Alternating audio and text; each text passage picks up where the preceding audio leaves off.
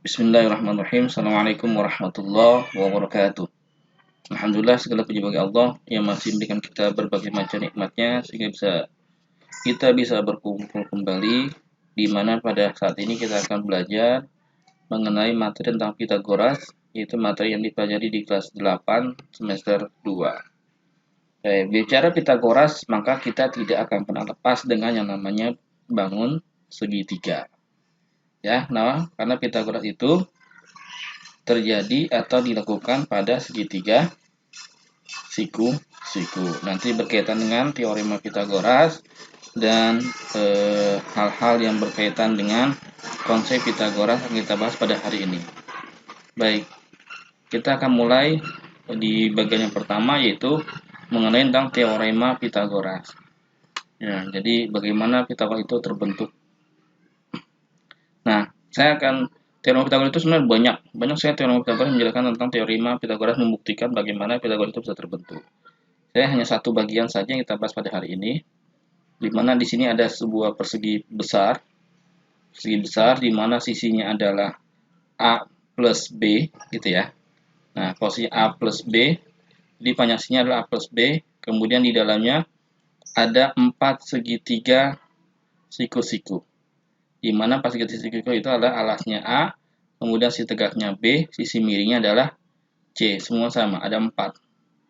Dan 4 dari segitiga siku-siku 4 ini membentuk sebuah persegi yang dimana sisinya adalah C. Nah, sisi C dan C gitu ya. Oke, maka kita akan membuktikan ini. Teori Pitagoras yang pertama akan kita buat di saat ini, hari ini, yaitu dengan persegi panjang sisi A plus B dan 4 sebuah segitiga siku-siku. Oke, ini konsep salah satu konsep untuk membuktikan teorema Pitagoras.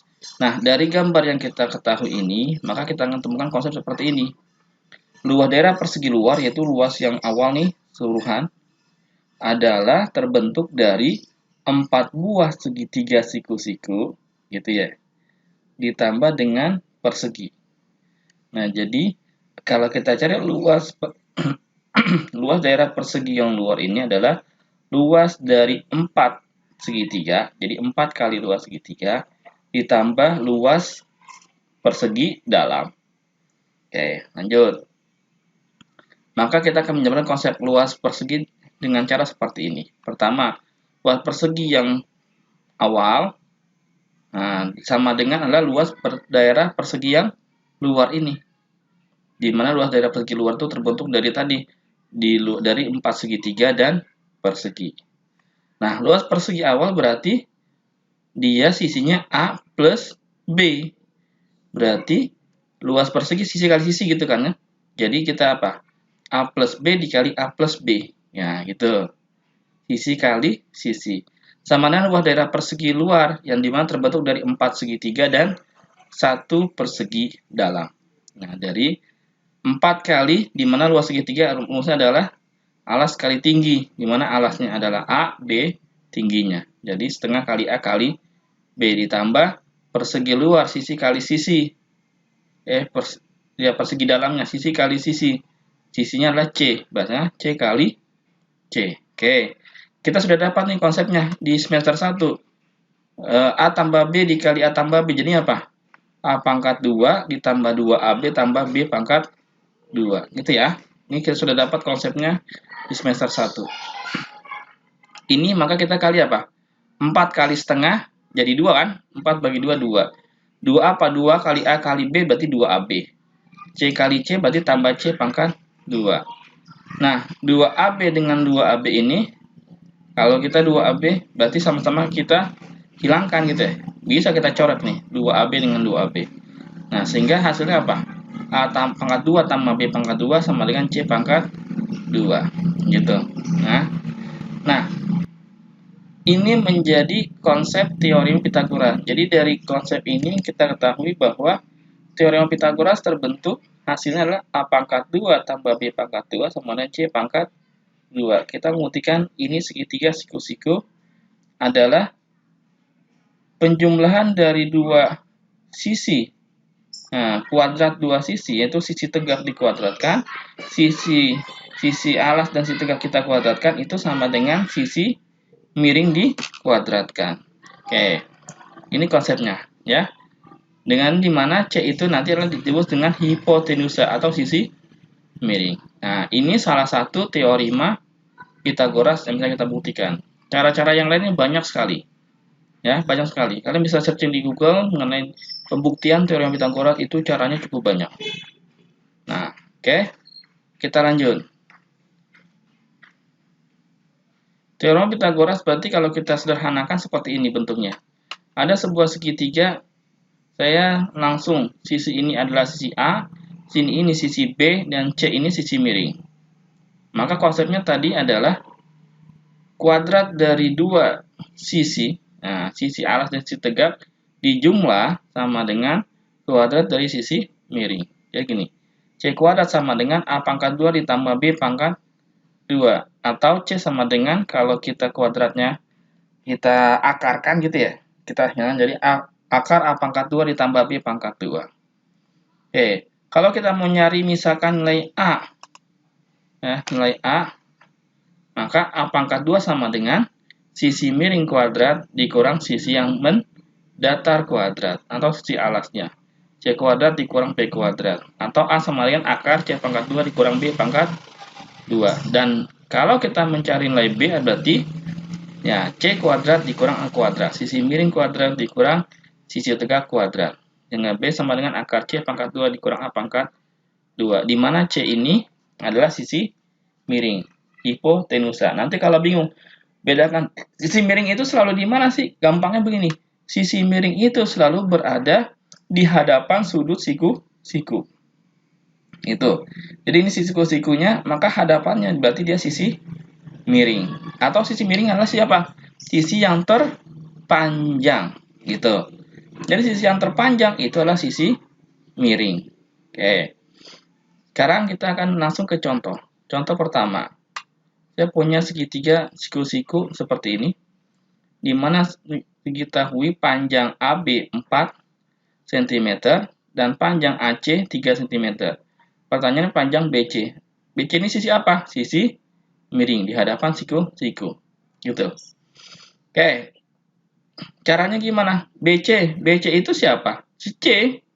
Gitu kan? Si C sisi miring berarti A pangkat 2 tambah B pangkat 2. Berarti mana? Berarti bisa kita tulis begini.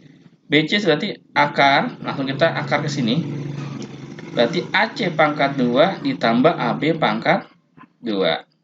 Gitu ya. AC adalah A, kemudian AB adalah B pangkat 2. Nanti jangan terkecoh dengan huruf ABC ya. Nah, karena bisa jadi nanti huruf C itu bisa jadi nanti ada yang buat di sini. Nah, pokoknya yang jelas adalah patokannya ini sisi miring. Jadi, saya buat di sini C ini sisi miring. Nanti kalau ada soal lain, bentuk lain di sini huruf B, berarti B-nya sisi miring. Nah, perhatikan konsepnya aja. Tadi sisi miring, sisi yang terpanjang. Gitu ya. Atau sisi yang berada di hadapan sudut siku. Oke. Lanjut, BC berarti sama dengan AC berapa nilainya? 3. AB berapa nilainya? 4. Masukkan saja. Berarti akar 3 pangkat 2 tambah 4 pangkat 2. 3 pangkat 2, 9. 4 pangkat 2, 16. Ya, kalau kita jumlah adalah akar dari 25. Akar 25 berapa? Ya, berarti 5 cm. Oke. Yang kedua. Contoh kedua. Kalau sini pakai huruf.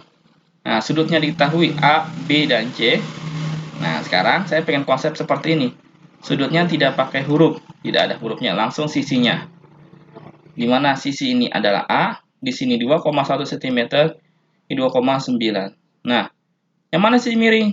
Lihat. Kita kalau bingung, sisi terpanjang mana nih? Hampir sama semua. Lihat, siku-sikunya di sini.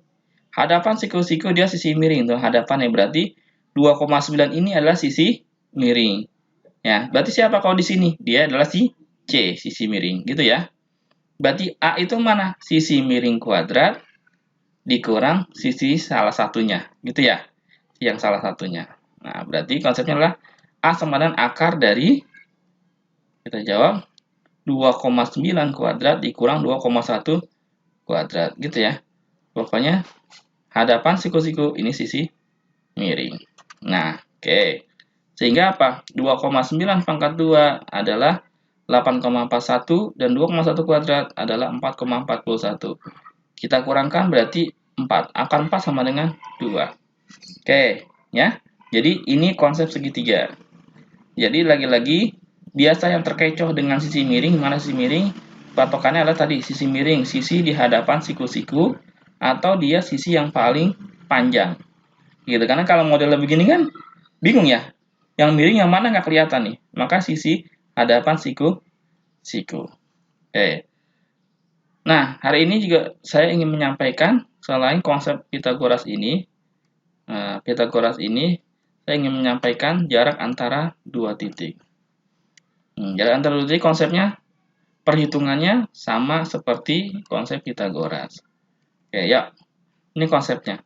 Jika jarak antara dua titik, misalkan titik A, titik B, di mana titiknya punya koordinat X1, Y1, dan X2, Y2, maka jarak antara titik A dan B ini adalah akar dari X2 kurang X1 pangkat 2 ditambah Y2 kurang Y1 pangkat 2. Oke, saya punya soal begini. Hitung jarak antara titik A dan B, di mana A itu 3,4 dan B 9,4. Oke, jawabnya berarti gimana? Berarti jarak AB adalah akar 9. Nah, X2, ini X1, 9 kurang 3 pangkat 2 tambah Y2 kurang Y1. Ini Y2, ini Y1. 4 dikurang negatif 4 pangkat 2. 9 kurang 3 adalah 6. 4 kurang min 4 adalah 8. Sehingga akar dari 6 pangkat 2 ditambah 8 pangkat 2. 6 pangkat 2, 36. 8 pangkat 2, 64. Kalau kita jumlah adalah 100. Akar dari 100 sama dengan 10. Oke, hari ini kita sampai sini materinya. Untuk pertemuan selanjutnya kita akan bahas kembali bagaimana dengan sudut atau segitiga tumpul dan lancip. Apakah segitiga lancip dan segitiga tumpul berlaku A kuadrat tambah B kuadrat sama dengan C kuadrat atau tidak? Gitu. Sehingga ikuti terus channel ini, nanti kita bahas mengenai segitiga lancip, segitiga tumpul, kemudian kita akan bicara tentang triple Pitagoras. Oke, untuk hari ini kita cukupkan sampai di sini. Jika ada hal-hal yang perlu dikomentari, silahkan dikomentari. Ya, terima kasih. Assalamualaikum warahmatullahi wabarakatuh.